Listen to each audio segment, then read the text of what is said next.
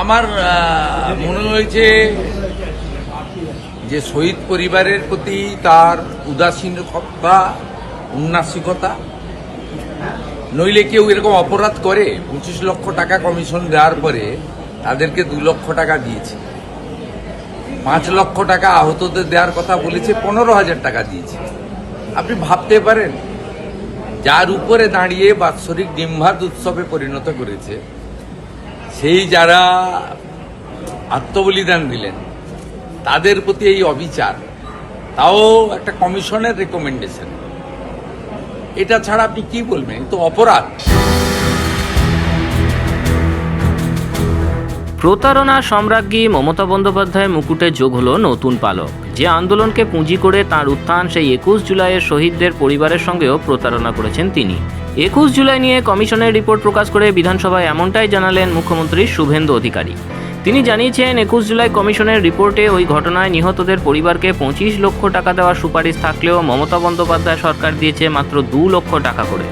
অর্থাৎ চোলাই খেয়ে কেউ মরে গেলেও 2 লাখ, আর তার জন্য আন্দোলন করতে গিয়ে গুলি খেয়ে মরলেও 2 লাখ। শহীদদের প্রতি এতটুকুই সম্মান মমতা বন্দ্যোপাধ্যায়ের।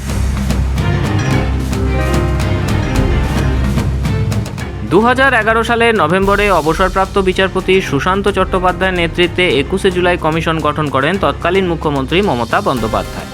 2014 সালের ডিসেম্বরে রাজ্য সরকারের কাছে রিপোর্ট জমা দেয় কমিশন, কিন্তু তারপর সেই রিপোর্ট আর প্রকাশ করেননি মমতা বন্দ্যোপাধ্যায়। ফলে 21 জুলাইয়ের ঘটনার আসল সত্য প্রকাশ্যে আসেনি। বিধানসভা নির্বাচনের প্রচারেই ক্ষমতা এলে 21 জুলাই কমিশনের রিপোর্ট প্রকাশ করার প্রতিশ্রুতি দিয়েছিলেন শুভেন্দু অধিকারী। ক্ষমতা থেকে তৃণমূলে যাওয়ার পর প্রথম 21 জুলাই ঠিক আগের দিন সোমবার বিধানসভায় সেই রিপোর্ট পেশ করেন তিনি। রিপোর্টে কমিশনে একের পর এক চাঞ্চল্যকর পর্যবেক্ষণ ও সুপারিশ তুলে ধরেন তিনি।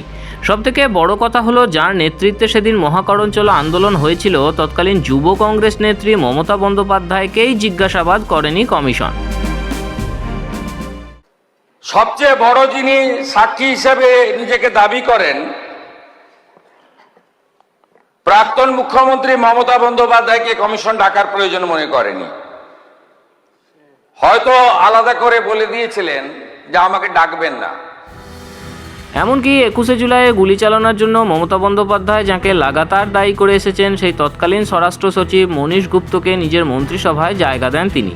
এমনকি কমিশন ওই ঘটনার তদন্ত সংক্রান্ত নথি মমতা বন্দ্যোপাধ্যায় সরকারের কাছে চাইলেও কমিশনকে কোনো নথি দেয়নি তারা।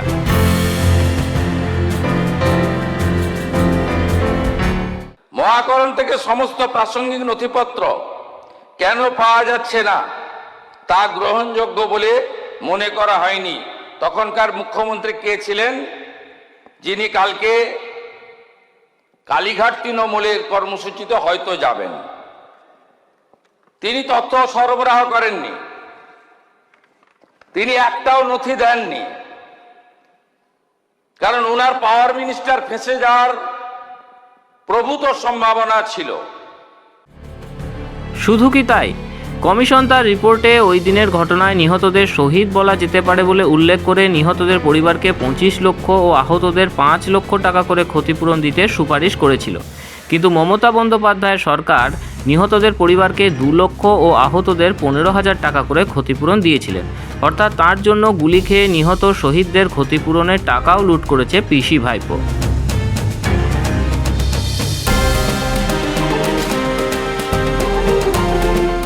যে সমস্ত ভুক্তভোগী মারা গেছেন, যে সমস্ত ভুক্তভোগী আহত হয়েছেন, তারা ক্ষতিপূরণ পাওয়ার যোগ্য, কারণ তারা একটি আন্দোলনে অংশগ্রহণ করার জন্য কষ্ট ভোগ করেছেন।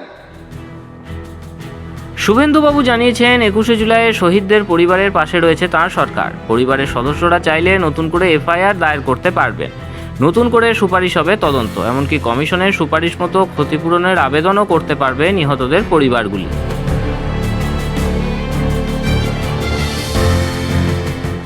আমি এই রিপোর্ট পেশ করে আহত এবং ক্ষতিগ্রস্ত পরিবারকে বলবো, আপনারা যদি ফ্রেশ এফআইআর করতে চান, সে সুযোগ বর্তমান সরকার দেবে। আপনারা যদি কমিশনের সুপারিশ মতো ক্ষতিপূরণ বর্তমান সরকারের কাছে চান, মুখ্যমন্ত্রী রিলিফ ফান্ড থেকে আমি সেই ক্ষতিপূরণ দেব। আর যারা আপনাদেরকে ব্যবহার করে এমপি হলো, এমএলএ হলো, মন্ত্রী হলো, মুখ্যমন্ত্রী হলো, চার্টার ফ্লাইটে চললো, হেলিকপ্টারে আকাশে থাকলো, বাড়ি গাড়ি সম্পত্তি করলো, দুবাই গেল, সিঙ্গাপুর গেল, আমেরিকার হপকনসে চিকিৎসা করালো, তাদের থেকে আপনারা দূরে থাকবেন। মমতা বন্দ্যোপাধ্যায় ক্ষমতায় আসার পর 2011 সালে ডিসেম্বর মাসে দক্ষিণ 24 পরগনার সংগ্রামপুরে চোলাই খেয়ে 186 জনের মৃত্যু হয়েছিল। নিহতদের পরিবারকে 2 লক্ষ টাকা করে ক্ষতিপূরণ দিয়েছিল তাঁর সরকার। সেই একই পরিমাণ টাকা তিনি ক্ষতিপূরণ দিয়েছেন 21শে জুলাই নিহতদের পরিবারকে, যাতে স্পষ্ট চোলাই খেয়ে মৃত ব্যক্তি ও তাঁর আন্দোলনে এসে শহীদ হওয়া ব্যক্তির গুরুত্ব মমতা বন্দ্যোপাধ্যায়ের কাছে সমান। বিশেষ করে তিনি যখন তাঁরই বসানো কমিশনের সুপারিশ উপেক্ষা করে সেই সিদ্ধান্ত নেন। আপনার কি মনে হয় এই রিপোর্ট আবার প্রকাশ করে দিল মমতা বন্দ্যোপাধ্যায়ের জনদরদী রূপ আসলে মুখোশ? আসলে তিনি আত্মকেন্দ্রিক রাজনীতি ছাড়া কিছুই বোঝেন না, আর সেজন্য তার ডাকে আন্দোলনে এসে নিহতদের পরিবারের সঙ্গে প্রতারণা করতেও দুবার ভাবেন না মমতা। আপনার মন্তব্য জানান কমেন্টে। আমাদের বিশ্লেষণ ভালো লাগলে ভিডিওটি লাইক ও শেয়ার করে ছড়িয়ে দিন। সঙ্গে থাকতে সাবস্ক্রাইব করুন আমাদের চ্যানেল। ব্যুরো রিপোর্ট, মাধ্যম।